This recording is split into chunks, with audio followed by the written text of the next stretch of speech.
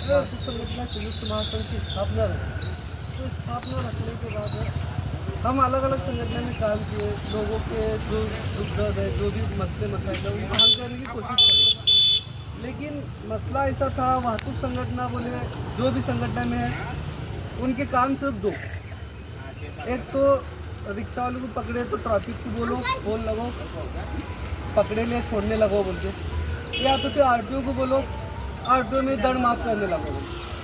ये दो के अलावा कौन सी भी संगठन आज तक दूसरा काम ही नहीं करती। लेकिन चालक की जो समस्या है वो चालक की समस्या हम जब देखें, क्योंकि हम भी चालक में से जाएंगे, तो चालक को है ना सिर्फ आरटीओ वाहतूक शाखा तक नहीं मर्यादित रखने, तुम्हारे घरेलू समस्या, तुम्हारे जो बच्चों की शैक्षणिक समस्या, आप समझो आपके बच्चे 10वीं पास हुए, उसके बाद 10वीं के आगे क्या कराएं।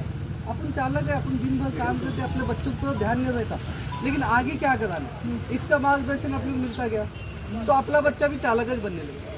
उसको मार्गदर्शन करने के लिए महासंघ ऐसे कुछ निवड़ित टीचर्स रखेंगे जो 10वीं के बाद क्या करना क्या नहीं, ये ठहराने वाले महासंघ के कार्यक्रम। इसके साथ साथ महासंघ देखिए कि बहुत से लोग, रिक्शा चालक की ज़िंदगी का एक उसूल है, दिन भर कमाने शाम में ख़त्म करना। दिन भर कमाई शाम में ख़त्म होने के बाद है ना, जब उसको पासिंग का वो टाइम आता है या फिर कौन सी अड़ी अड़चन आती है, तब उसको सब में बड़ा टेंशन आता है कि पैसा शिल्लक नहीं। हम देखेंगे रेलवे गवर्नमेंट रहेंगे, रेलवे जॉब में रहेंगे, पोस्ट ऑफिस में रहेंगे, सादा महापालिका का, जिला परिषद के, ये कर्मचारी जो गवर्नमेंट जॉब के, इनको 1-1 लाख रुपए पेमेंट है। फिर भी इन लोग अपनी बचत बोल के सोसाइटी में पैसे जमा करते हैं और क्या बोलते हैं, एनी टाइम अपनी जब भी गरज पड़ेगी सोसाइटी निकाल के अपनी गरज भगाना बोलते। लेकिन रिक्शा चालक जिसका कोई वाली नहीं है, जिसको कोई मदद नहीं करता, ना गवर्नमेंट मदद करती, अपना लड़ा तो गवर्नमेंट से मदद मांगने का चालू है, लेकिन अपने को मदद है क्या?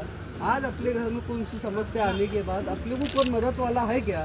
तो इसके लिए सब में पहले अपने रिक्शा चालकों में जागरूकता नहीं, तो आप ये जागरूकता लाने के लिए और इनको बचत का एक साधन बताने के लिए वाहतूक संगठन संयुक्त महासंघ 2024 के जनवरी में महासंघ बिनवाजी सोसाइटी की स्थापना करी। ये सोसाइटी कैसे करे?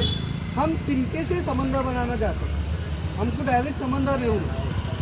हम स्टार्ट जब कर रहे थे 10 जो पदाधिकारी थे इनको लेके स्टार्ट करें, महीने को 500 रुपये, महीने को पहले महीने रजिस्ट्रेशन के साथ 500 भरना है, जिसमें 400 रुपये आपके खाते में जमा होंगे, 100 रुपये रजिस्ट्रेशन के, 20 रुपये सर्विस चार्ज। हर महीना आपको 220 भरना है। 6 महीने के बाद 5,000 से लोन चालू, जो इंशाल्लाह अभी आने वाले दिन में मीटिंग होने वाली है, 10,000 लोन होने वाले। तो ये टप्पे टप्पे बढ़ने वाले हैं। सिर्फ आपको महीने को 200 भरना है। जो रिक्शा चालक 10,000 सरकार पास से निकालता, 8,000 रुपये हाथ में लेता और दिन का 100 रुपये भरता, तो वो रिक्शा चालक को महीने को 200 भरना मुश्किल लगेगा। ये 200 भरने के बाद उसको जब लोन मिलेगा तो लोन को 500 रुपये फेर और 200 ये 700 रुपये उसको भरना है। तो ये चीज़ें जब तक अपने को बचत करना तब तक अपना कुछ भी होने वाला नहीं। तो ये मद्देनजर रखते हुए, ये सामने समस्या रखते हुए महासंघ बिनवाजी सोसाइटी की स्थापना। अल्हम्दुलिल्लाह आज 100 के आसपास सभासद भी, इसके अंदर यासीन भाई, इनके भाई, यहाँ की स्टाफ की भी बहुत जने हुए सभासद। लेकिन महासंघ बिनवाजी सोसाइटी का एक लक्ष्य है कम से कम 500 सभासद बनना, ताकि लोगों को बड़े पैमाने की मदद। आज 100 सभासद में भी 60 सभासद को अपनी मदद करें, 5-5 हज़ार लोन तकसीम हुआ, तो ये लोन की मर्यादा बढ़ने होना और रिक्शा चालकों की समस्या हल होना, इसके लिए महासंघ कंटिन्यू काम करे। अब महासंघ आर्थिक दृष्टि बोलो, शैक्षणिक बोलो, इसके साथ साथ तुम्हारे वैद्यकीय जो बड़े बड़े बीमारी आते हैं, समझो कैंसर का है, डिलीवरीज का है, या फिर गवर्नमेंट की जहाँ स्कीम मिलने का है, लेकिन अपने को कम इल्म की वजह से, अपने को ज़्यादा माहिती नहीं रहने की वजह से, अपने को माहिती नहीं होने की वजह से अपने को वो बिल माफ़ करने नहीं आता। वैसे बिल माफ़ करने के लिए भी अपन आज पूना में नितिन शिंदे मधुतारा फाउंडेशन के मार्फत, जो एकनाथ शिंदे के अपने आरोग्य निरीक्षक बोल के उन्होंने काम देखते, उन्होंने अपने संगठन से संलग्न हुए। आज पूना के और सोलापुर से जो पूना को ऑपरेशन को जाते हैं, हार्ट अटैक के बोलो या कैंसर के बोलो, अपन नितिन शिंदे से कांटेक्ट कराने के बाद मैक्सिमम 90% बिल माफ होके उनका काम होने लगा। तो ये महासंघ थोड़े थोड़े टप्पे से आगे बढ़ने की कोशिश में, लेकिन एक धोरण है, हम सिर्फ वाहतूक शाखा और आरटीओ तक मर्यादित नहीं है। हम तुम्हारे घरेलू मसले मसाइल, घरेलू समस्या को जागरूक करने के लिए, उसको दूर करने के लिए महासंघ बने। अब ये महासंघ का हमेशा से एक धोरण है कि महासंघ क्या है कि हमको कौन से पक्ष से लेना देना नहीं, ना हमारे पीछे कौन से पक्ष की ताकत है। ताकत जो है ये सब रिक्शा वाले, सब चालक। अब ये चालकों को ताकत जब हम बना के निकले तो समझो हम एक आधा आंदोलन करने वाले, एक आधा उपोषण करने वाले, वहाँ पे तुम अगर नहीं आएंगे तो ना मैं सिंगा लगा के पैदा फैलाऊँ, ना अब्बा, ना हमारे पदाधिकारी, हमको कौन नहीं पहचानता। हमारी पहचान तुम सब है, तुम सब चालक हमारी पहचान है। जब तुम हमारे पीछे रहेंगे ना, तब लोगों को लगेगा कि हाँ ये महासंघ बड़ा है, फिर हमारे जो अपने जो मांगने हैं वो मांगने पूरी होगी। इंशाल्लाह आने वाले ये महीने में, जुलाई के लास्ट वीक में, आप लोग को एक बड़ा धोरण हाथ में लेना है। आज सबको मालूम रहेगा, ई चलन से अपन सब दिन परेशान, फोटो शूट ई चलन, काढ़ा फोटो निकल के जाता धोरण उसके जो है वो एक्चुअल हमारी पहले से मांगनी है महासंघ की कि परिवहन संवर्ग बोलो तो पीले नंबर प्लेट की जितने भी गाड़ी, तो उसमें छोटा हाथी आएगा, स्कूल बस आएंगी, रिक्शा आएगा, ये पीले नंबर प्लेट की गाड़ियों को फोटो शूट ई चलन में से निकालो। क्योंकि हम व्यवसाय कर रहे हैं, हमारी ज़िंदगी को लगेगा 24 घंटे आप लोग को रास्ते में चलना। आज आप लोग को मालूम नहीं, तुम शादी को जा रहे, तुम रिक्शा चलाओगे, तुम्हारे पास 2 व्हीलर नहीं है, तुम रिक्शा लेके जा रहे, वर्दी नहीं पहनी ले बोल के तुमको 1500 दंड बैठा। उन्होंने सुनने लगे क्या एविडेंस और वायलेशन दोनों एक होने की वजह से तुमको दंड भी माफ नहीं होता। तो ये ई चलन माफ कराना, और ई चलन के साथ साथ आज रिक्शा वाले की सबसे बुरी हालत होने की एक बड़ी वजह बोले तो खुले पर्दे।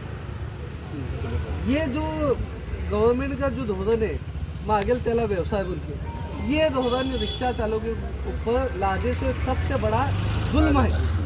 क्योंकि परमिट का जो व्यवसाय, परमिट व्यवसाय जो है वो जो है सिटी की संख्या के ऊपर है, पॉपुलेशन के ऊपर है।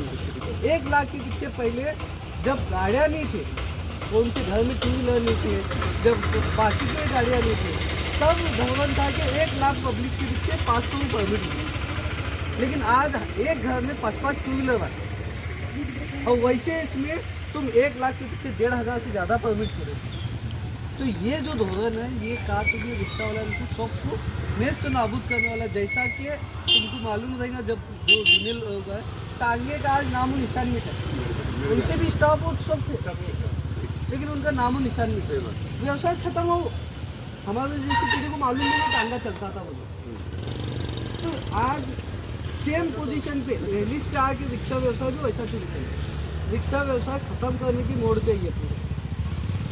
बाइक टैक्सी का चलो ये मेट्रो सिटी में मसला चलने लगा है, लेकिन हो सकता है वो बाइक टैक्सी कल यहाँ आएंगे, तुम्हारे यहाँ स्टॉप पे आके बाइक टैक्सी वाला खड़ोया, एक आदमी बैग हलाते आया, चलो 20 रुपये में वहाँ छोड़ो, फिर तुम क्या करने वाले?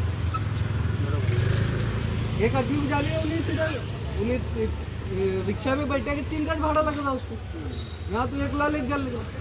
तो व्यवसाय खत्म करने के मुद्दे पे, लेकिन इसको अगर बचाने का देंगे तो सब में पहले आप लोग संगठित होना चाहिए। और जब तक अपन संगठित नहीं हुई है तब तक अपनी सरकार सुनने वाली नहीं।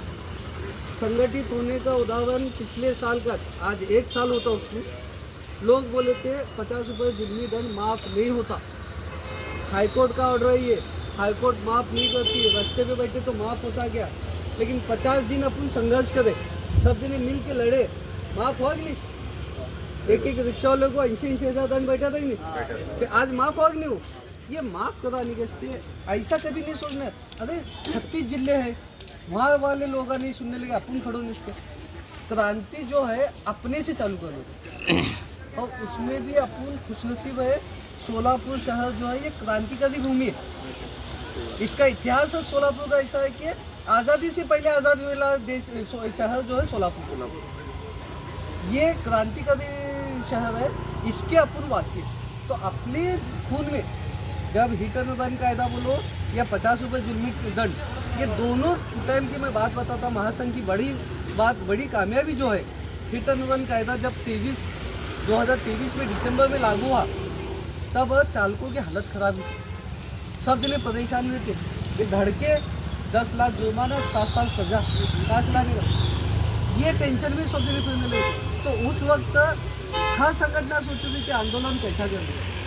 वाहतूक संगठन संयुक्त महासंघ हैदराबाद रोड पे 18 किलोमीटर जाम करी और आंदोलन की मशाल जो पेटी है वो पूरे देश में फैली और 42 दिन के अंदर 40 दिन के अंदर आप लोग को खुशखबरी मिली कि ये कायदा रद्द है।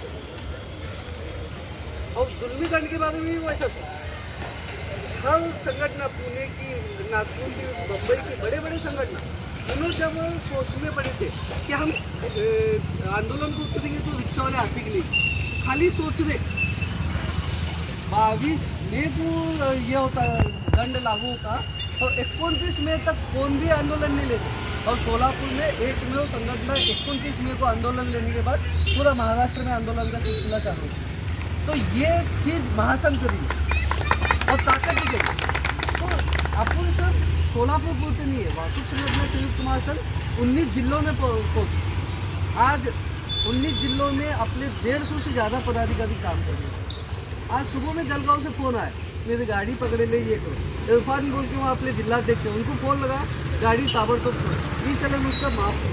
तो ये जो चीज़ें बताने के मकसद एक है कि तुम जो जुड़े ले, इसके लिए मैं तो आप सबको एक तो मुबारकबाद देता हूँ। और लेकिन महासंघ जो है ना, ये वैयक्तिक मेरा या आबा का या फिर बाकी लोगों का नहीं है, ये महासंघ अपने चालकों का है। इसको लेके कैसा चल रहा है, इसको बढ़ाना कैसा, ये तुम्हारी जिम्मेदारी है। तो मुझे सिर्फ एक उम्मीद है यहाँ से कि आप अभी तक बॉडी डिक्लेयर नहीं हुई, आप बॉडी बनेंगे तो बॉडी बनाने के बाद सबसे पहले जिसको भी अध्यक्ष से चुनने लगे तो दिल में एक ये जज्बा रख के चुनो कि अपन जो अध्यक्ष मानने लगे वो अध्यक्ष की बात अपने को सुनना है।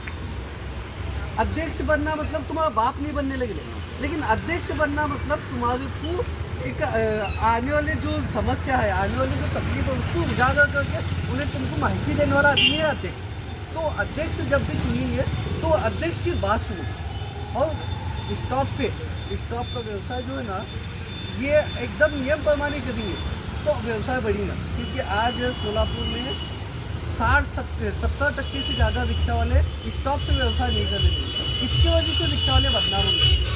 आज एक हफ्ते पहले का से लेकर लोकमत में पूरा आधा पेज ये लिख के दिया था और बच्चों को मालूम पड़ेगा कि रिक्शा चालक बेसिस पर, मगर एक्चुअल रिक्शा चालक बेसिस पर नहीं है।